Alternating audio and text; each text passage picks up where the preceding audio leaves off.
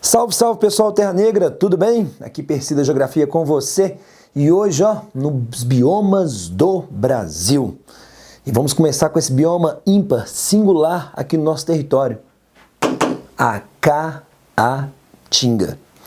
A Caatinga, que é um bioma que ocorre particularmente nessa porção aqui do Brasil, conhecida como Sertão Nordestino, chegando a pegar um pouquinho também da parte norte do estado de Minas Gerais.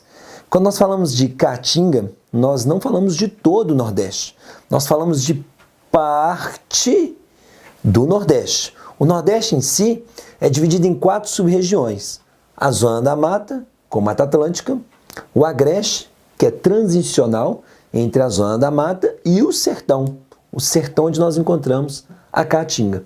Já aqui nós temos a transição da Caatinga para a Amazônia. Aí nós encontramos o meio norte. Tema para um outro assunto, para uma outra aula. O meio norte fica aqui, para o lado leste, o Piauí, para o lado oeste, o estado do Maranhão. Aqui no meio o rio Parnaíba, que vai desaguar no estado do Piauí, configurando-se como um dos maiores deltas do planeta Terra. E a vegetação ali, Mata dos Cocais. Mas focando no tema de hoje, Caatinga. A Caatinga é uma expressão, esse ingá, vem da linguagem indígena e significa mata branca. Os índios chamavam a Caatinga de mata branca porque durante um grande período do ano, se você pegar os 12 meses, algo em torno de 7 meses, a Caatinga passa por uma seca muito grande, que é o clima semiárido, o clima do sertão. Ela está condicionada a esse clima. É um clima que tem baixos índices pluviométricos, algo em torno de 500 milímetros por ano aqui no Brasil, e a vegetação ela tem que se adaptar a esse clima. Daí os índios falarem mata branca, porque durante grande parte do ano a Caatinga tem um aspecto acinzentado, ela perde suas folhas. E aí você, aluno que acompanha a plataforma Terra Negra, não pode esquecer: vegetação que perde as folhas, vegetação caducifólia, que tem folhas caducas, folhas que caem. Numa observação de uma questão, pode aparecer também com o nome decídua, caducifólia ou decídua. É uma adaptação fisiológica para o vegetal reduzir a sua evapotranspiração durante esse período de seca. Não é à toa que o desenvolvimento é pequeno. São árvores que no máximo chegam a 5, 6, 7 metros. Se for para citar um exemplo clássico de árvore da Caatinga, qual você lembra? Juazeiro. Juazeiro, símbolo da Caatinga. Bem, além de ser caducifólia, outra característica marcante da Caatinga, a presença das cactáceas. Cactáceas, como podemos destacar, o mandacaru e o xique-xique. E essa presença das cactáceas evidencia o aspecto mais marcante da Caatinga, que é o xeromorfismo, uma vegetação xerófita. E quando nós falamos de vegetação xerófita, estamos falando de uma vegetação adaptada a um ambiente com escassez hídrica. Vegetação que tem receptáculos para armazenar água, um sistema radicular bem desenvolvido, vegetação que chega a não ter folhas, alguns vegetais com espinhos. Então, essas 3 características, diria, que são os pilares básicos conceituais quando você quer caracterizar a Caatinga. Vegetação caducifólia, presença marcante das cactáceas e vegetação xerófita, adaptada a ambiente seco. Não confundir os termos xerófita com higrófila, lá da Amazônia, vegetação de ambiente úmido. Não confundir caducifólia, que perde a folha, com perennifólia, como nós temos na floresta amazônica, uma vegetação que está sempre com folhas, mantém a folha pela alta evapotranspiração. Então, caducifólia, cactáceas e xerófita.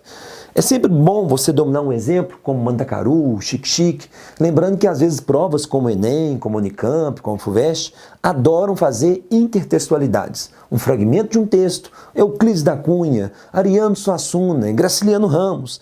E nesses fragmentos podem aparecer, por exemplo, um mandacaru, uma xerofilia, um juazeiro. Daí a sua atenção é importante nesse aspecto.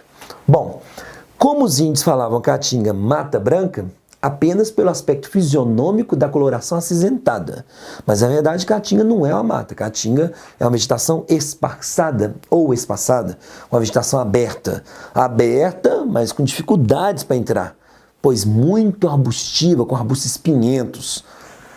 Esse lance dela ter sido espaçada favoreceu o desenvolvimento da pecuária extensiva, principalmente ao longo do Vale do São Francisco e ali na região do Piauí. E essa pecuária extensiva na Caatinga vai criar um ser humano típico daquela região. Um ser humano que vai simbolizar toda essa pecuária que é desenvolvida há séculos. E esse ser humano nós chamamos de vaqueiro do sertão, o elemento mor da sociedade do couro. E quando eu falo vaqueiro do sertão, ele não vai usar um chapéu igual Robin Hood e entrar com o peito aberto na Caatinga. A sociedade do couro é a sociedade que se protege, a sociedade que se moldela no couro para encarar a Caatinga. É o gibão de couro, é a perneira de couro, é a luva de couro, é o cavalo com a proteção de couro. E esse couro não é feitiço, não. Esse couro é proteção. O chapéu clássico do sertanejo, aquele chapéuzinho de couro, é o chapéu forte da Caatinga. É o chapéu desenhado, elaborado, preparado para você adentrar essa vegetação extremamente espinhenta. Um outro lance interessante, mas muito interessante que você tem que saber da Caatinga, que a Caatinga é a vegetação endêmica do Brasil. Quando a gente fala endêmica, só ocorre aqui no Brasil. No mundo nós não temos Caatinga. Diríamos que Caatinga é como se fosse a palavra saudade, que só existe no português do Brasil. E quando a gente fala que é endêmica do Brasil, essa exclusividade da Caatinga no Brasil fez surgir a elaboração de um termo internacional, para que estudiosos, pesquisadores de outros países pudessem entender o que é Caatinga. A Caatinga não é o Cerrado, porque o Cerrado tem essas características diferenciadas, por exemplo, a presença das cactáceas tão marcantes. A Caatinga o Cerrado já não tem. A Caatinga não é uma vegetação desértica, porque a vegetação desértica é muito menos densa que a Caatinga. E a Caatinga, no período chuvoso, ela fica bem exuberante, você nem reconhece como sendo a Caatinga.